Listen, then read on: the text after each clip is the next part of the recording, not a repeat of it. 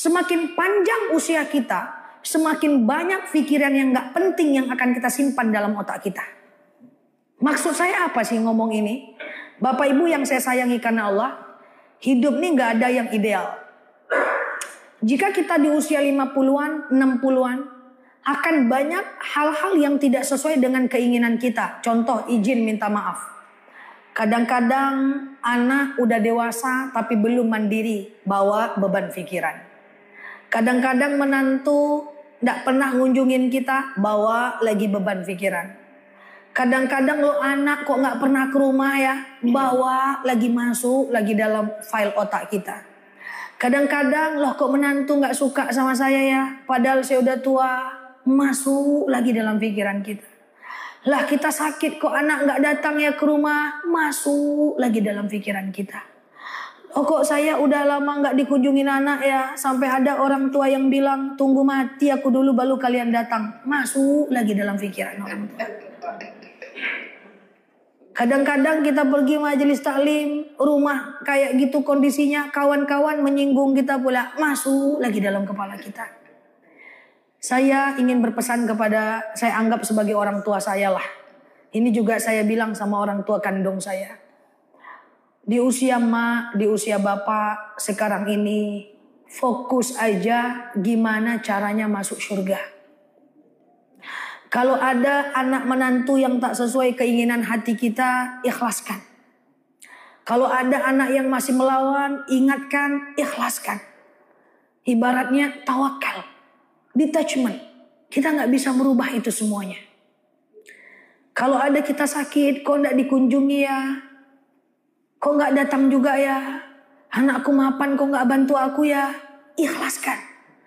Kok gak ikhlaskan Ustazah? Selamatkan pikiran kita. Selamatkan pikiran kita. Hidup ini tidak ideal Bapak Ibu.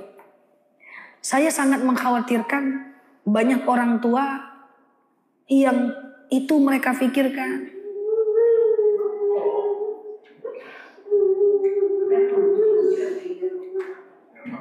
Nggak apa-apa Bu.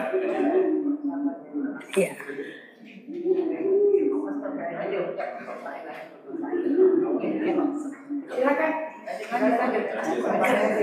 Nanti saya ke sana ya. Aman ya Bu? Insyaallah. Enggak apa-apa.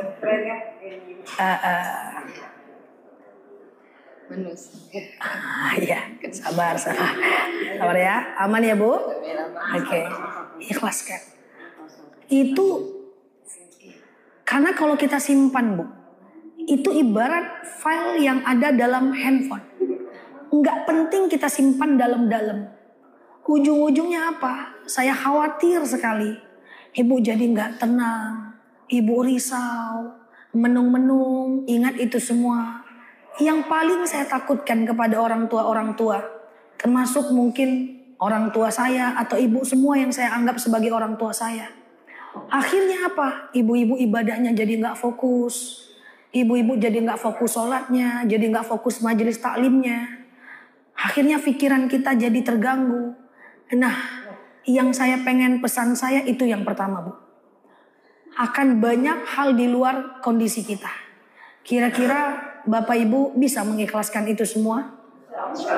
Kira-kira Bapak Ibu bisa ikhlaskan itu semua? Bu, saya selalu bilang kepada jemaah yang orang tua. Apapun kondisi anak kita, menantu kita, saya izin minta maaf.